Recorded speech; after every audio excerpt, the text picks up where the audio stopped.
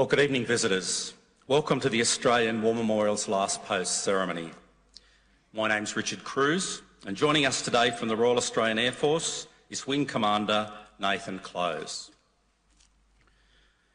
We welcome the veterans who have served, those that are still serving, and the families that support them. We also acknowledge the members of the RSL and services clubs who are watching the broadcast of this ceremony around Australia. Tonight we particularly acknowledge the Power family who will lay wreaths in honour of their family member, Warrant Officer Richard Power, whose story will be read shortly. And a warm welcome to those visitors that are connected to the 460 Squadron who are also joining us today. This evening we're also joined by visitors who will be laying wreaths. Could I ask you to please stand and join in singing the National Anthem?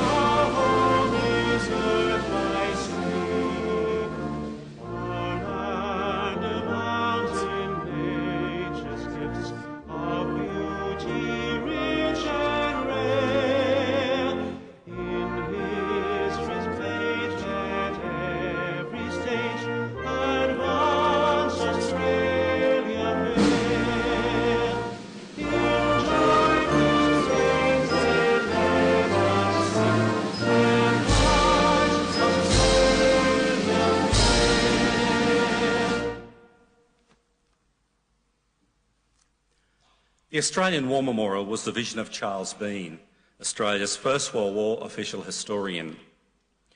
Bean landed with the Australian troops on Gallipoli and stayed with them at the front through to the end of the war. The idea of this national memorial and museum came to him at Pozières, France, in the depths of the bloody fighting of 1916.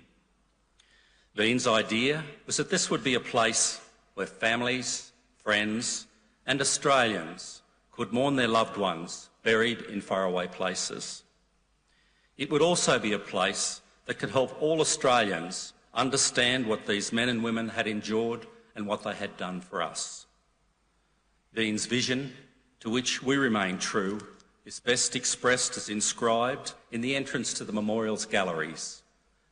Here is their spirit, in the heart of the land they loved, and here we guard the record which they themselves made. Tonight we'll read the story behind just one of those on the Roll of Honour, which lists the more than 102,000 men and women who have given their lives for us in war and other operations over more than a century. But first we present a lament, Flowers of the Forest. Wreaths or floral tributes will now be laid at the base of the Pool of Reflection.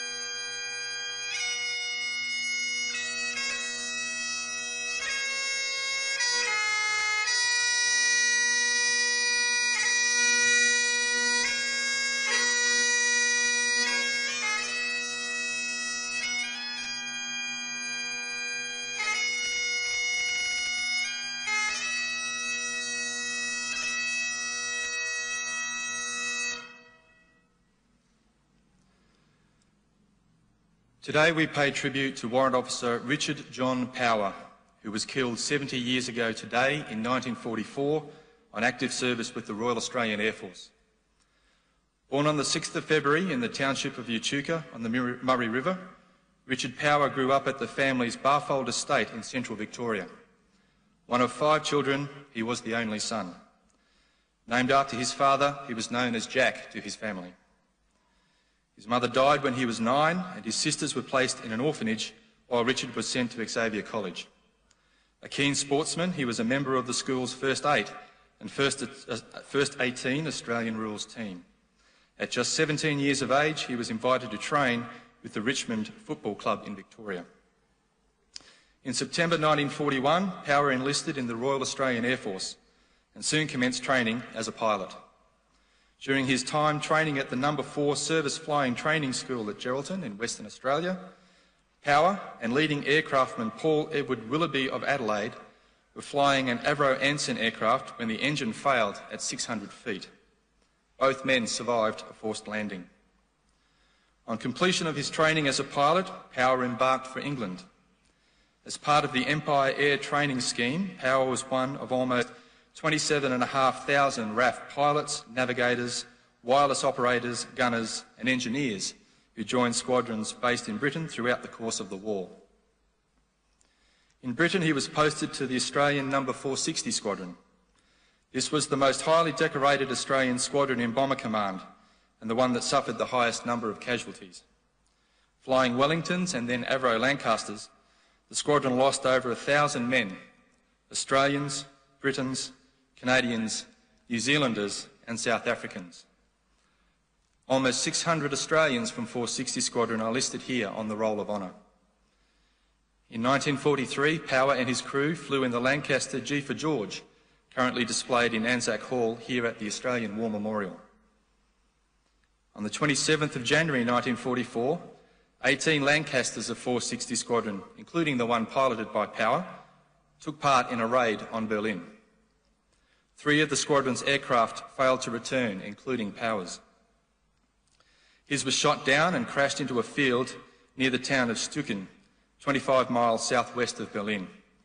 None of the aircraft's 7 crew members, 5 Australians and 2 Britons, survived the crash. Power's remains were recovered and he is buried in the Berlin 1939 to 1945 Commonwealth War Cemetery. After the incident, the commanding officer of 460 Squadron wrote to Richard's father that Richard was a very popular member of the squadron and had carried out his duties in an extremely conscientious manner. Power's name is listed on the Roll of Honour on my left, along with some 40,000 Australians killed in the Second World War. There is no photograph in the collection to display beside the pool of reflection today. This is but one of the many stories of courage and sacrifice told here at the Australian War Memorial. We now remember Warrant Officer Richard John Power and all of those Australians, as well as our allies and brothers in arms who gave their lives in the service of their nation.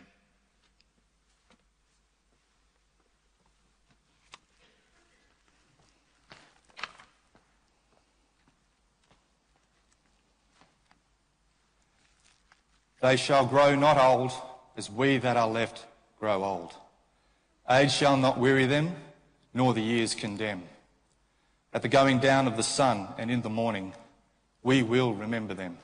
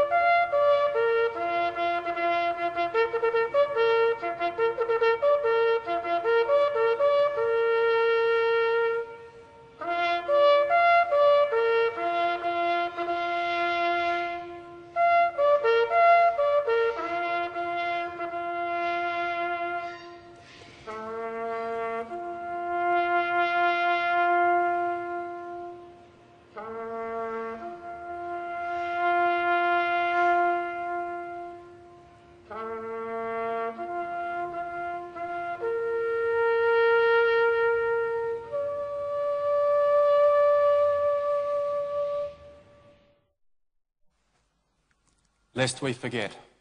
Lest we forget.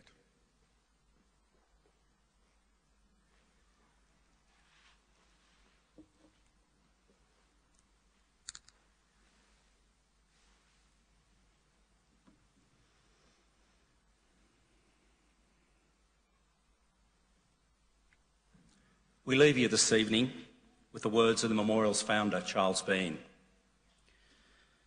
Many a man lying out there at Pozières or in the low scrub of Gallipoli, with his poor tired senses barely working through the fever of his brain, has thought in his last moments, well, it's over. But in Australia, they will be proud of this. Ladies and gentlemen, that concludes the last post ceremony. We thank you for visiting the Australian War Memorial and wish you a very good evening.